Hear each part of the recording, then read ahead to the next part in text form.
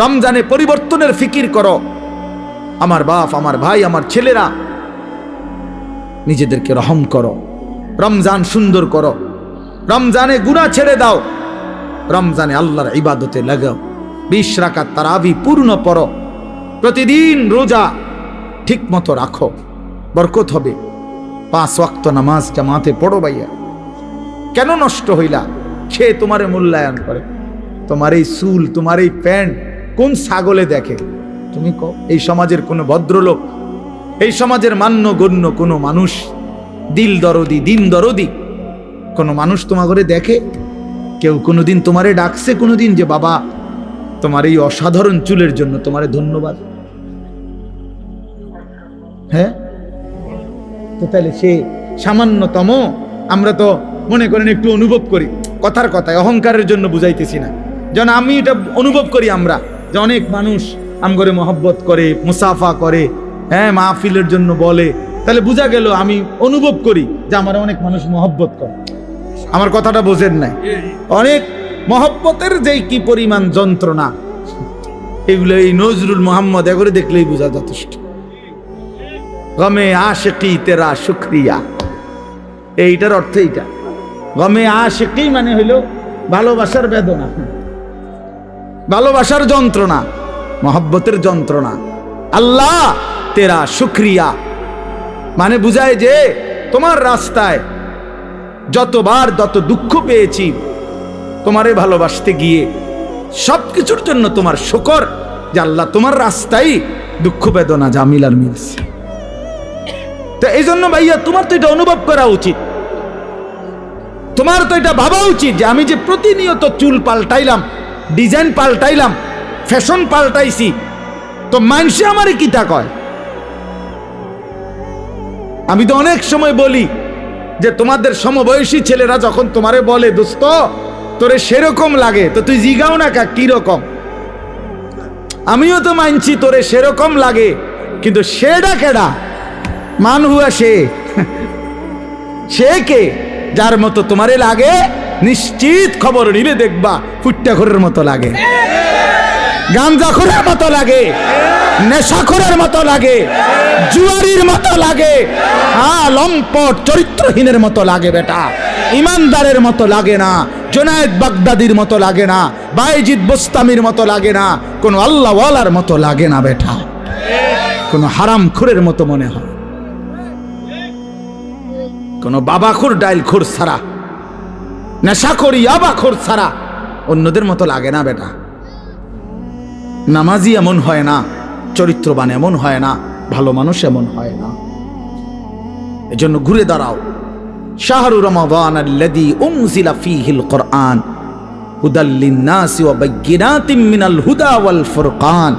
আল্লাহ বলছে বান্দা, এই আজিমুশ শান কোরআন আমি দিয়েছি, এই কোরআন গোটা বিশ্ব মানবতার হেদায়েত, এবং হেদায়েতের কথাগুলো বায়্যিনাতিম মিনাল হুদা, একটা শব্দ, একটা ব্যাখ্যা, একটা বিষয়ের মধ্যে কোনো অস্পষ্টতা, অগোছালো, অবুঝ কিছু নাই, সব স্পষ্ট। তুমি শুধু শোনো, 100 তুমি বুঝবা, তোমারে আলো দেখাবে।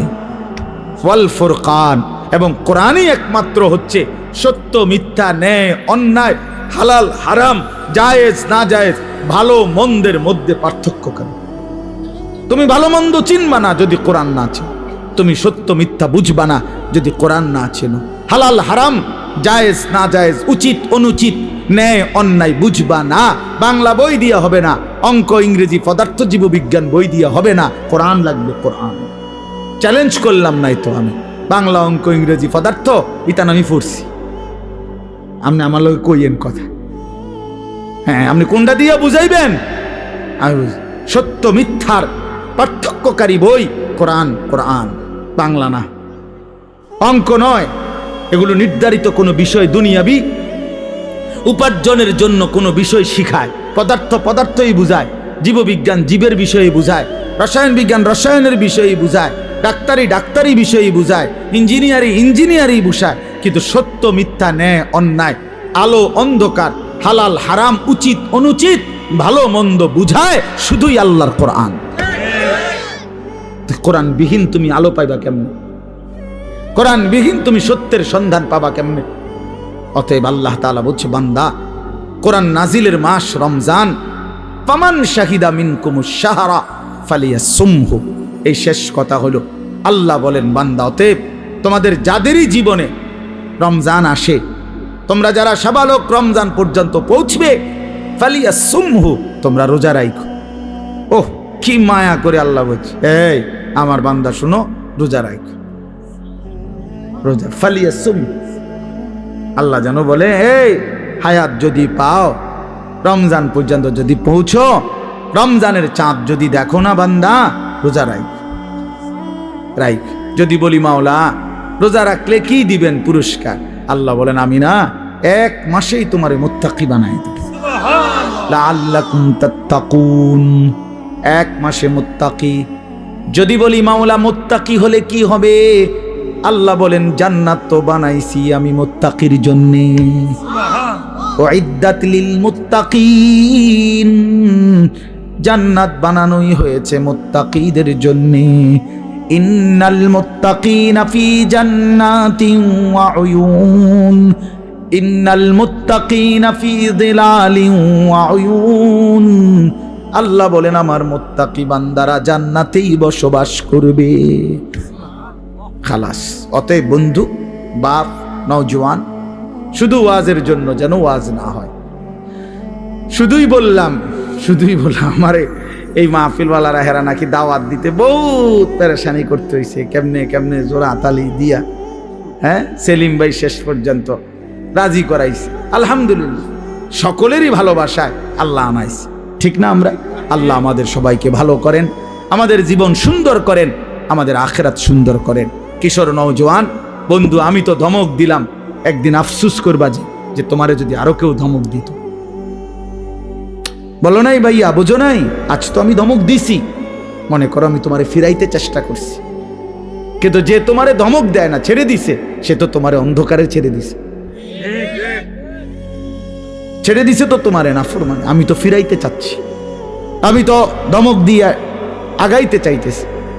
যে দরদি হয় সে তো তার ছোট ভাইকে থাপ্পড় দেয়, আঘাত করে, মারে, ফিটটা হইলেও তারে গুনার রাস্তা থেকে ফিরায়। যে দরদি হয় না, সে রাগ করলে বলে, যা তার কপালতে খাক, যেটা মনে করে এটা করো। এটাই কি উত্তম? আল্লাহ আমাদেরকে বুঝ দান করেন। একটি কথা পূর্ণ বুঝবার জন্য ধারাবাহিক মনোযোগ জরুরি। কোরআনুল কারীমের মধ্যে আছে, আল্লাহ তাআলা বলেন, ওয়াদাক্কির ফাইন্নাদ যিকরা তানফাউল মুমিনিন। আল্লাহ তাআলা বলেন, আপনি বারবার উপদেশ দিতে থাকেন। যাক্কির শব্দের অর্থ হলো বারবার, অর্থাৎ আপনি আপনার এই কথাগুলো বারবার বলতে থাকেন। ফাইন্নাদ যিকরা তানফাউল মুমিনিন, নিশ্চয়ই প্রত্যেকবার উল্লেখ করলেই, যতবারই বলবেন ততবারই ইমানদারদের উপকার হবে। এই 1 বার 2 বার 10 বার 50 বার শুনতে শুনতে, বলতে বলতে একসময় বিবেক জাগবে, অনুভূতি আসবে, ফিকির আসবে যে আহারে, আমারে বারবার বলতেছে, আমার প্রতি বারবার নারাজ হইতেছে, আমার তো আসলে বদলানো দরকার। তো একটা সময় তখন পরিবর্তন নসিব হয়। এই জন্য এটা খুব জরুরি, এই বারংবার প্রেসার দেওয়া, বারবার বলতে থাকা, বারবার বলতে থাকা। আম্বিয়ায়ে কেরাম, নবীগণ মানুষদেরকে বারবার আল্লাহর দিকে ডাকতেন।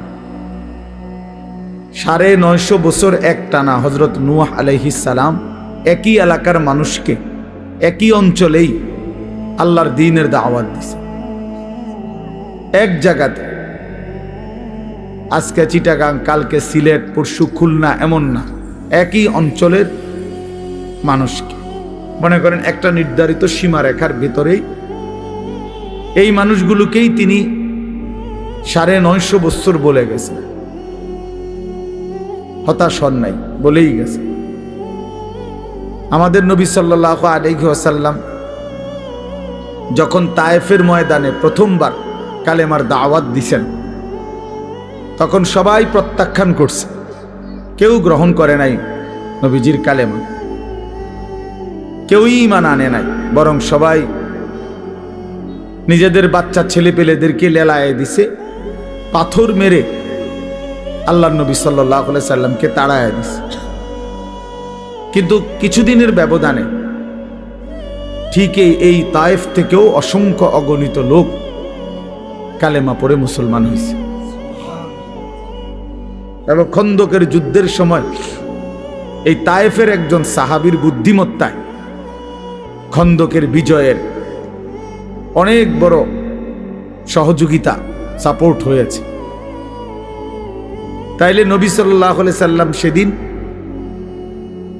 জিবরাইল ফেরেশতা এসে বলছিল, ইয়া রাসূলুল্লাহ, আপনি বললে পাহাড়ের ফেরেশতাকে বলে তায়েফবাসীকে দুই পাহাড়ের মাঝখানে ফেলে ধ্বংস করে দেয়, কেন তারা আপনার গা থেকে পবিত্র শরীর মোবারক থেকে রক্ত ঝরাইল?